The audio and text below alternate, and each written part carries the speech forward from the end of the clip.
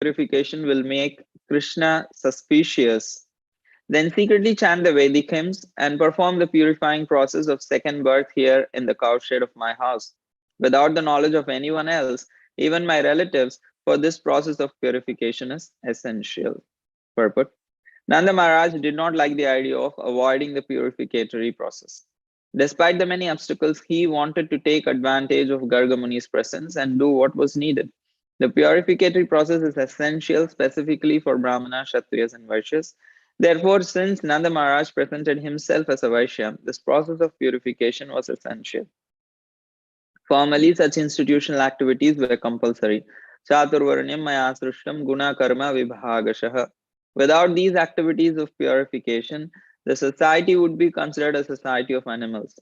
To take advantage of Garga Muni's presence, Nanda Maharaj wanted to perform the Namakarna ceremonies, even secretly, without any gorgeous arrangements. Therefore, the opportunity for purification should be regarded as the essential duty of human society in Kali Yuga. However, people have forgotten the essence. Mandaha sumandamatayo mandabhagyahi upadritaha. In this age, people are all bad and unfortunate, and they do not accept Vedic instructions to make their life successful. Nanda Maharaj, however, did not want to neglect anything.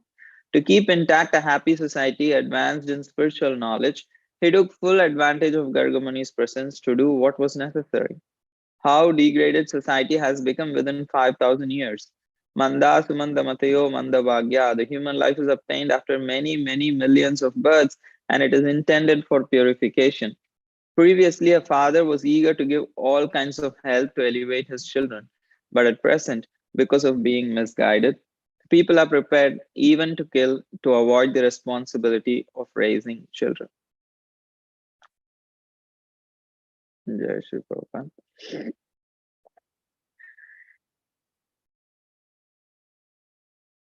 So here are the translations. Garga Muni is like explaining to Nanda Maharaj that I'm the priest of Yadu dynasty. What is Yadu dynasty? Yadu dynasty is Vasudev's dynasty. So if I come and perform publicly these ceremonies for your children, Kamsa will kind of uh, deduce that, oh, maybe Krishna is Nanda Maharaj's son is the actual son of Vasudev. So then he would come and kill both of these children. So I don't want that to happen. And then he says like Kamsa could, how would, means the natural question comes, I'm also a part of the Yadu dynasty because Nanda Maharaj is also a stepbrother of Vasudev. So he might think I'm also actually from Yadu dynasty. So what's the problem? So Gargamuni is saying, first of all, Nanda Maharaj is like not the Kshatriya. So he is the actual Kulaguru of the Kshatriyas in one sense. He is the Kulaguru of dynasty, whole dynasty.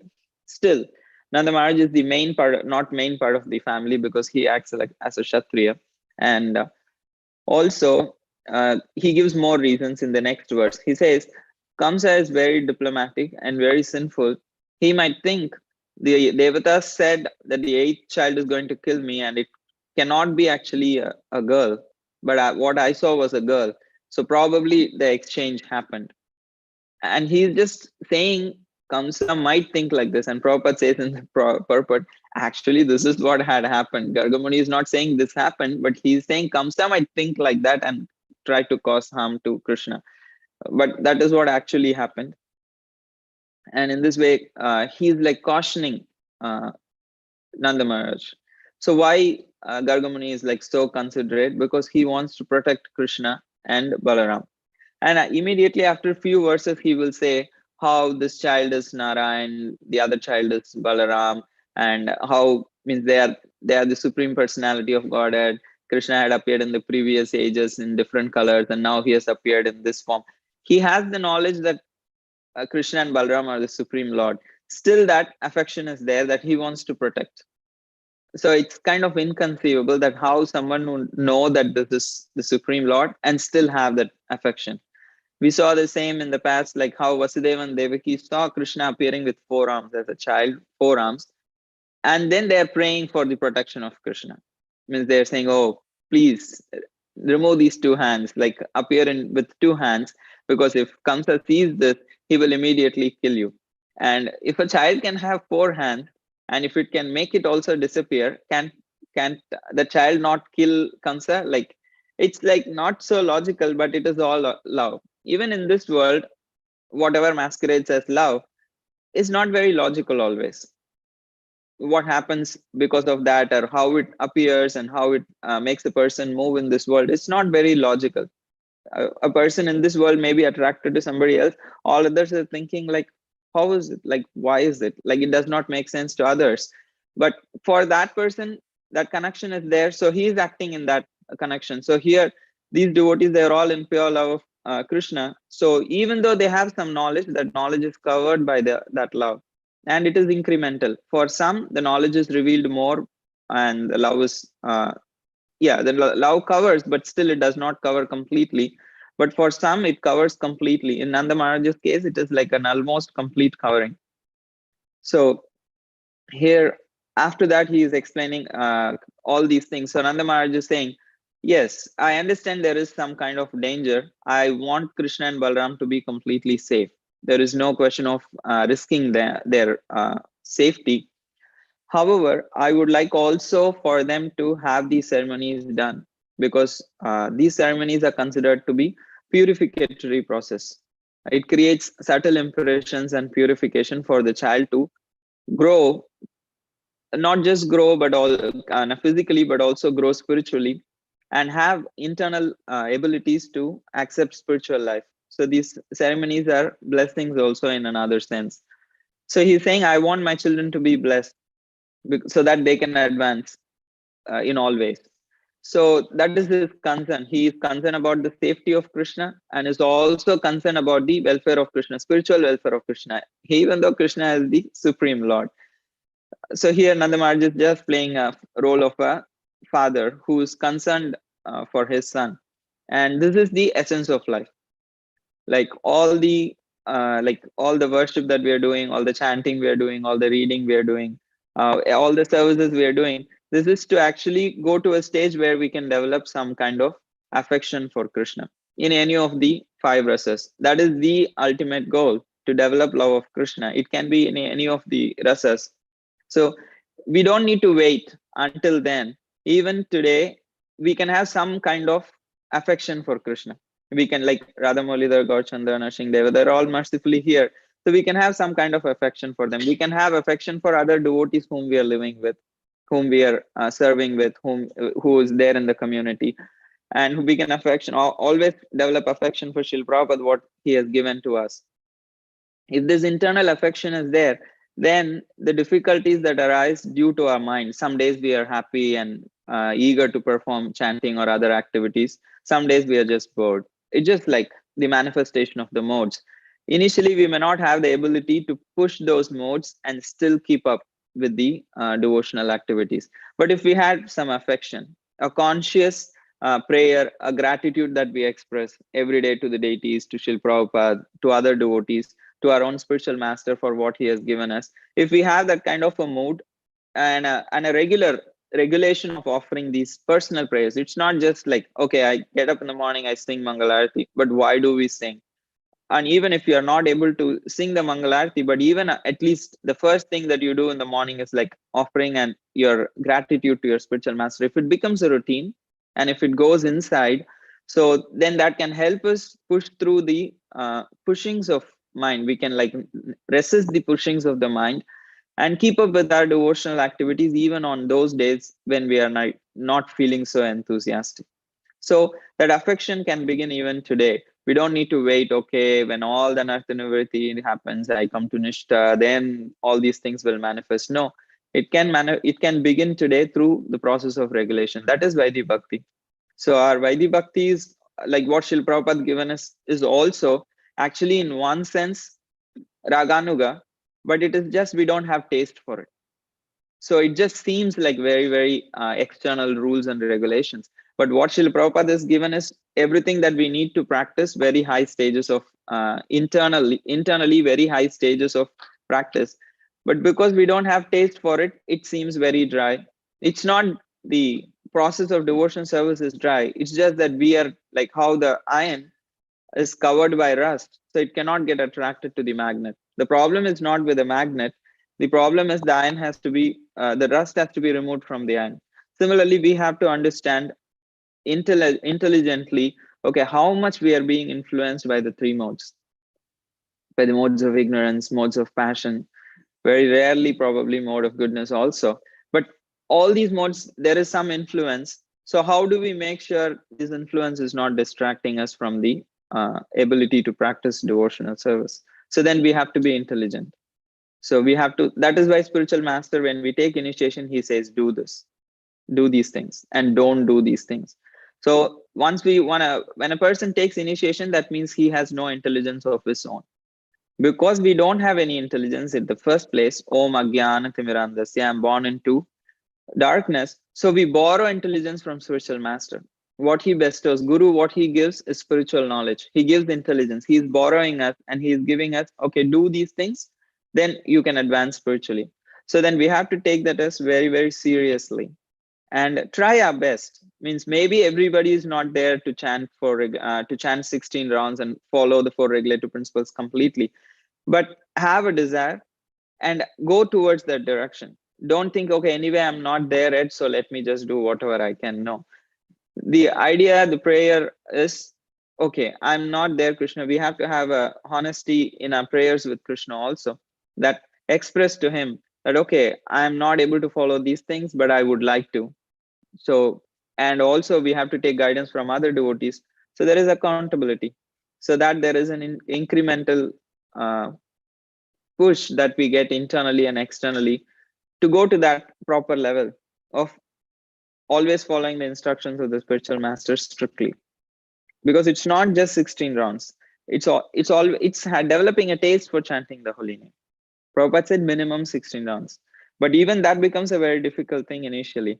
But it will become very easy if we have a natural taste for chanting. And what is stopping us from having our attraction to material things?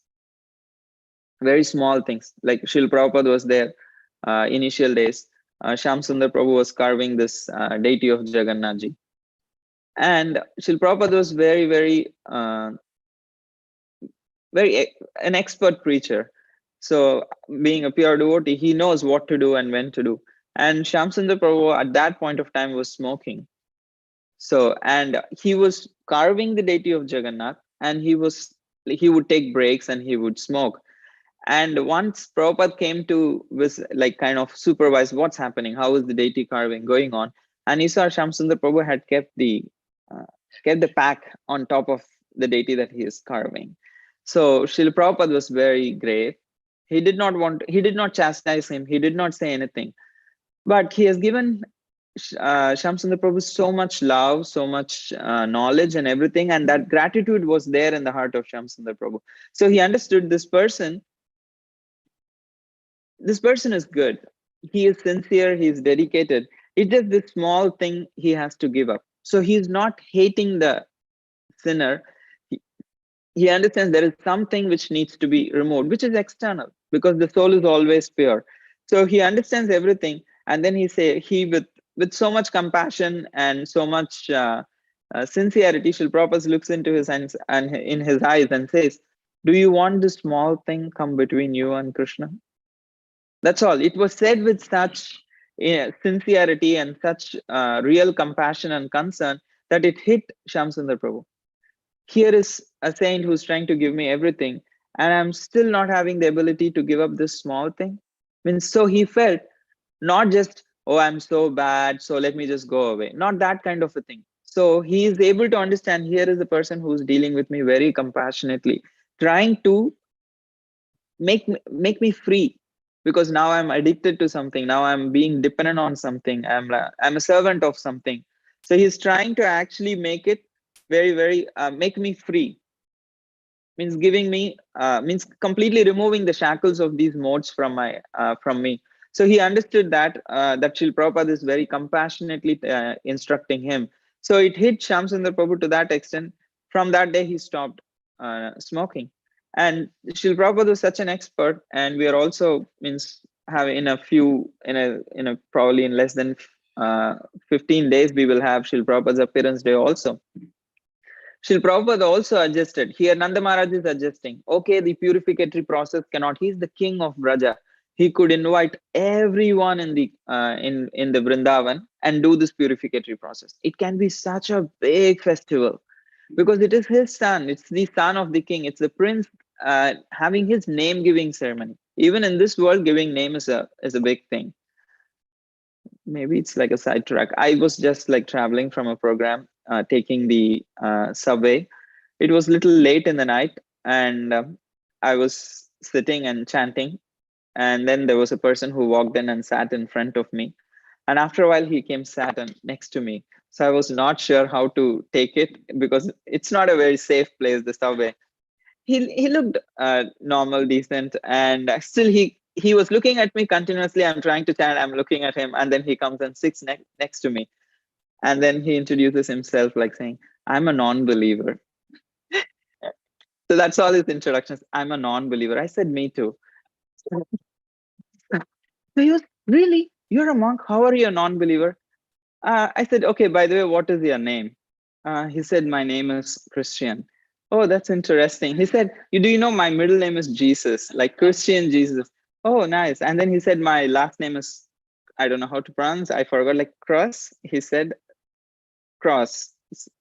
Cross. I asked him, how do you pronounce? Is it like CROSS? Like he said, "No, CRUUS, UZ." So then I said, "It's a very unique name. You have Christian, Jesus, Cross, everything in your name, and you're a non-believer." Okay, so and then he asked, "You said you're a non-believer, and I see you're doing something." I said, "Yeah, I don't believe that happiness can come by sense gratification, or I don't believe in that. I don't believe that scientific advancement or technological advancement is the only thing which can actually make you happy. I don't believe in those things." He became like completely like, I think it went above his head, and he was like so startled. And then what happened was the train stopped. As soon as we are having this discussion, the train stopped, and there was an announcement that there is a guy standing on the track, and the train cannot go forward. And the doors were all open, and the doors, it's like almost like night, like 12 o'clock, and it's middle of the night, and the doors were not closing. The doors are all open, and there is a guy standing in front of the train, in subway train, and there's an announcement that we are waiting for the cops to come and clear this person, so please tolerate the inconvenience, which is Bhagavad Gita also says. Krishna says tolerate inconvenience. And they're okay. And then you can see there was like literally so much panic because the doors are open. Maybe the guy has a gun, maybe, who knows, because we don't know who's standing there and what is he going to do. And I was also like, "Oh Krishna, it's 12 in the night, what is this crazy thing?" And then this guy and then few minutes we waited, and then probably the cops came and cleared him. By the time the train had a power outage. I don't know how, power outage. Power outage. So the train could not move, and the doors couldn't close. There's no signal, and it's like barely some lights are on. And I said, "See, I just told you the technology cannot make you happy, and you see this is already happening."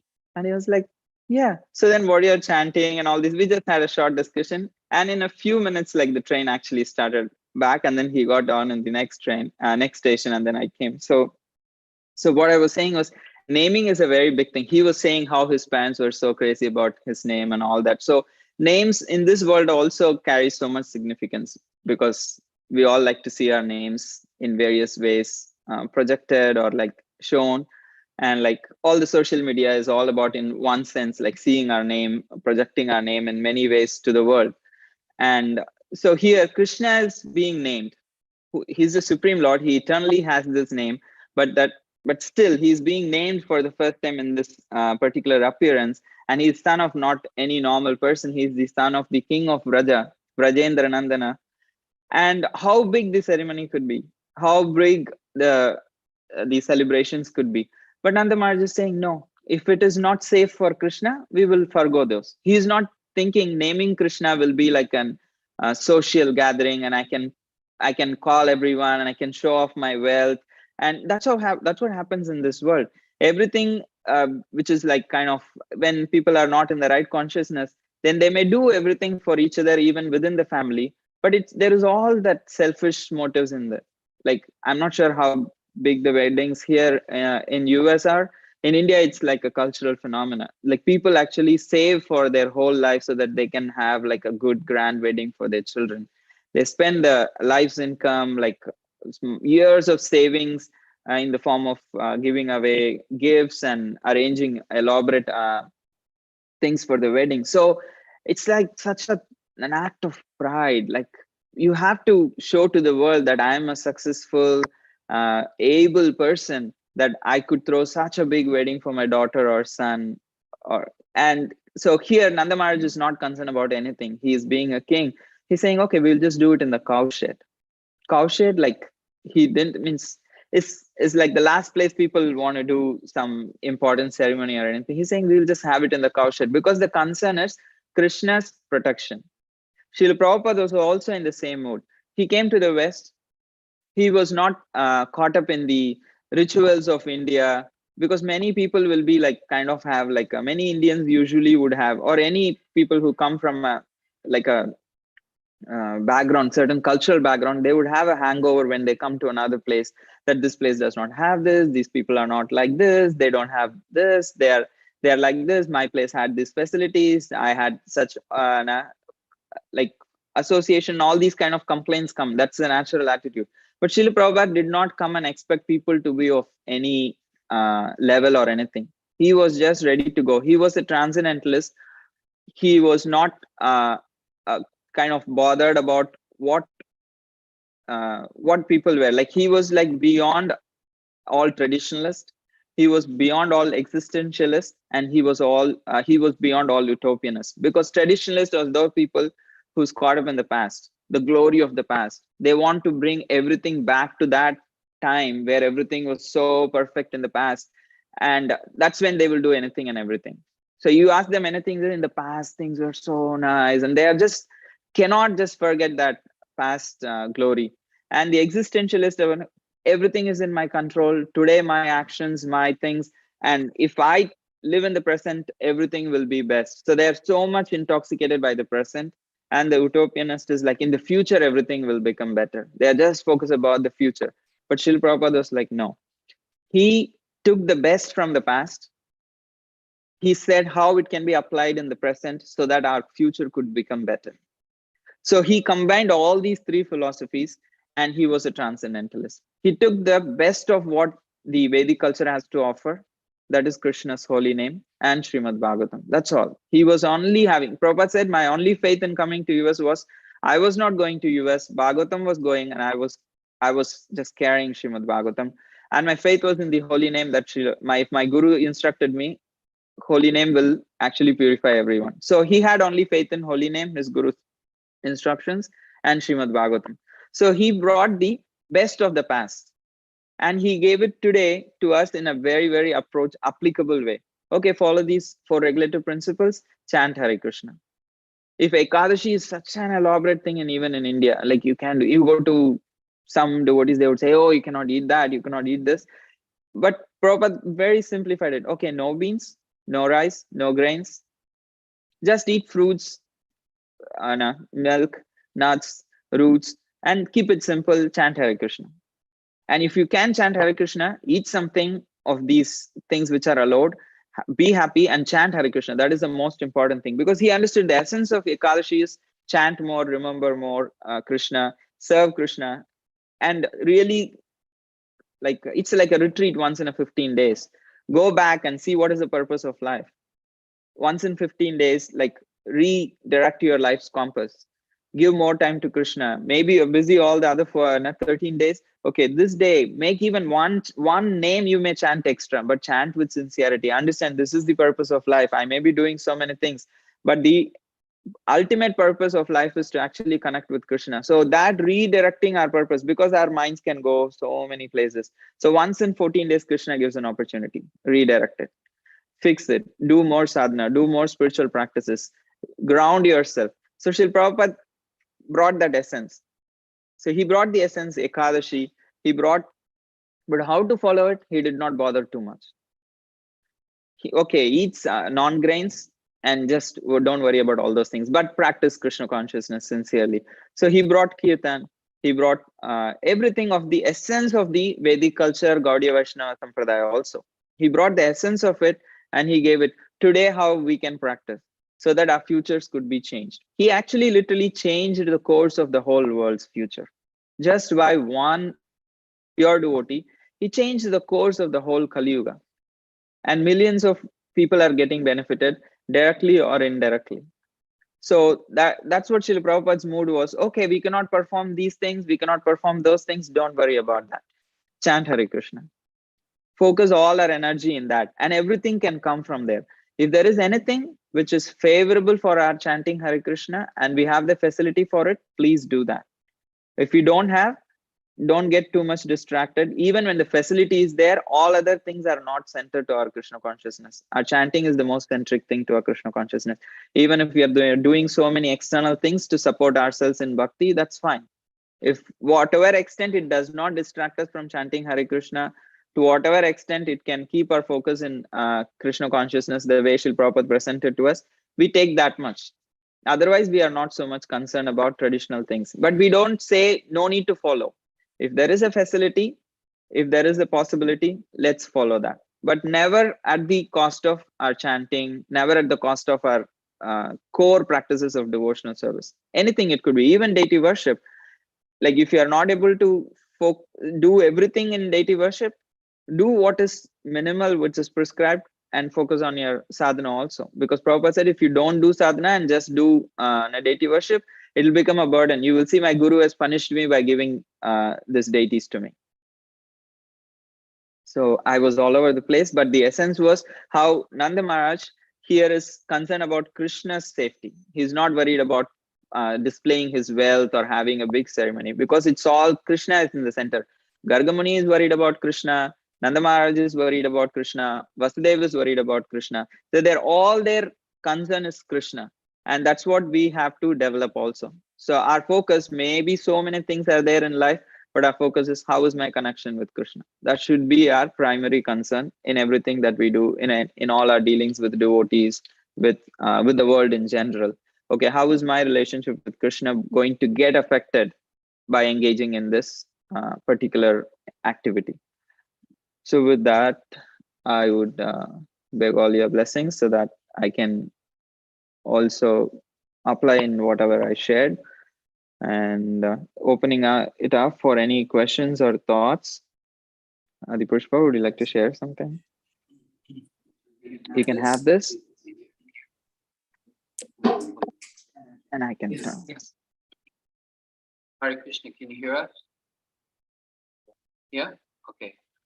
So, kind of interesting. Yesterday, Sri Chaitanya told about the story where someone was Vishwamitra? Yes. Yeah, he was disrespectful and envious of the Brahminical order. And here we see that because Krishna comes for three reasons. To defeat the demons, to see from killing demons, to encourage the devotees, and also to illustrate the principles of religion. So here Krishna is personally showing us his father. They're respectful to the Brahmins. They're following the instructions of the Brahmins, taking shelter of the religious procedures. You know, so that's important. When Jesus comes, he gets baptized by John the Baptist. Krishna comes and he gets initiated. Lord Chaitanya comes and he gets initiated. You know, Krishna shows by his own example what we should do. So we can do like that. Another just small point is that in this instance, they do something sneaky. They go to the cowshed and hold this ceremony. So sometimes the devotees keep a low profile. Sometimes we do something that may not seem, it might seem devious, but it's whatever Prabhupada would say, utility is the principle. Preaching is the essence, books are the basis. Utility, if it works like that, do it like that. You know, if Krishna shows you how to do something that might seem a little underhanded, but it's for the sake of how to serve Krishna in this time and circumstance, we can do like that. So we do want to thank Krishna for how wonderful is Krishna to show us that it's important to be respectful to the Brahminical and to follow the principles of Dharma. Somebody else have contribution, angle of vision? Mataji just wants to speak right there. I have, every time I just completely.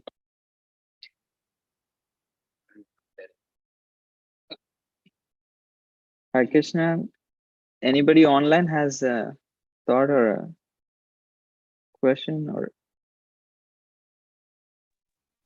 Okay, here, Anand. Hare Krishna. How do we, I have a mic back here, it's okay. How do we know what's essential for bhakti and what's something that can be adjusted? How do we know the difference?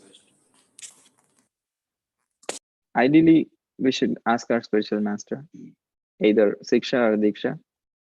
They know what is our personal life looks like, what is our occupation, what is our psychophysical nature. So then they'll be able to say what are the adjustments that we would need. But there are some non-negotiables like chanting 16 rounds if you're initiated, following the 4 regulative principles. There are certain non-negotiables, but there are certain negotiable things. Okay, how strict of a deity worship at home you can do, what time you would do your arati, how many articles you would offer. Those things you should have a guide who knows your personal life, who knows your family's situation, circumstances. So then they should be able to guide, because these kind of questions are very difficult to answer in a generic way. Because recently somebody was asking me, how do I make offering? Okay, if you don't have anything, just offer water and drink. Because the idea is to have a reciprocation with Krishna. It's not about I offer 64 items or 56 items. The idea is like, Krishna has given me this, and it's like our father or a mother, they give us, but still we also give them gifts on Father's Day, Mother's Day. The money may be from them, but still we offer it back and it makes them feel happy. The same way, everything is from Krishna, but if we have the intention, okay, if I can offer some water to Krishna, means it's a great opportunity. Who in this world thinks of, can I offer water to God? But Srila Prabhupada has given this knowledge. So we have an opportunity. Just offering, even those devotees who live in the temple, most of the times the problem is like, they don't get to offer every time. Whatever they get is prasad. So they lose the habit of offering also. So then, okay, take a glass of water, have your own small photograph and think, okay, let me have a reciprocation with Krishna. So that is the whole idea. In whatever way you can have reciprocation with Krishna, you should be able to have that. It could be small, it could be big, depending on your personal circumstances. So please approach someone who knows everything of your life. Then they'll be able to give you the adjustments. But certainly chanting, if somebody is initiated, following the 4 regulative principles, those things needs to be followed by everyone. I hope I answered your question. Okay, thank you. Yes. It's a very good question. Very intelligent question. You can put it on. When they asked Prabhupada, how do you know what is the essence and what is the detail? But the detail can be changed. Prabhupada said it requires a little intelligence. And Prabhupada was saying you consult. If you don't have common sense, find somebody who does and ask them. But there was one story from 26 Second Avenue. Prabhupada showed the devotees how to make puri. You know, puri is flat bread. So he made this. They won't be able to hear. I won't stay here. If you keep it, then they'll be able to hear. Okay. So they made it will stand on its own. You can leave it. Put it in the right ear and leave it. So they told us. They put it in the right ear. Can you hear okay? The Prabhupada showed the devotees how to make puri, but with his hands making it flat, right? So they decided to make puri for the Sunday feast. So Kirtanananda brought some rolling pins. And the devotee was going, what are you doing? Rolling pin. Prabhupada did like this. Pop, pop, pop, pop. No rolling pin. This is concoction. This is speculation. This is Maya. You're deviating, you know. And then Prabhupada came in. And it's 8 o'clock, Pujari. Prabhupada came in. He saw the rolling pin and they said, Prabhupada, look what Kirtanananda is doing. And Prabhupada said, what do you call it? The rolling pin. Rolling pin. Prabhupada, very good. Everyone should get rolling pins. We have those in India. The devotee was sincere and the trick and follow.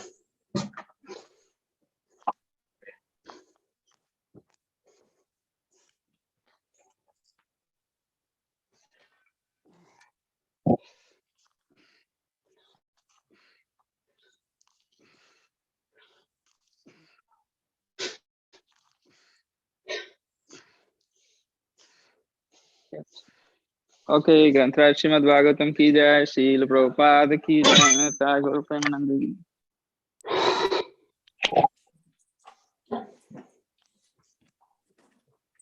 Location.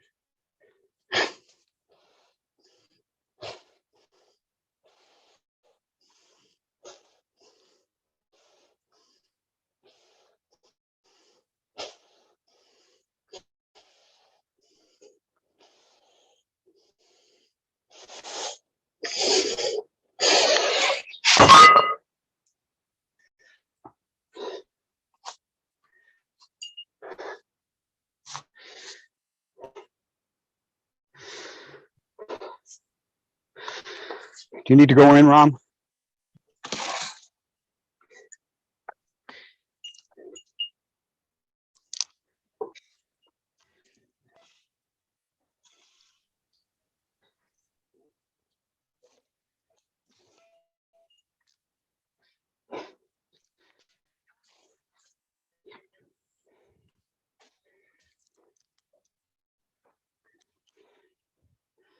Hold on.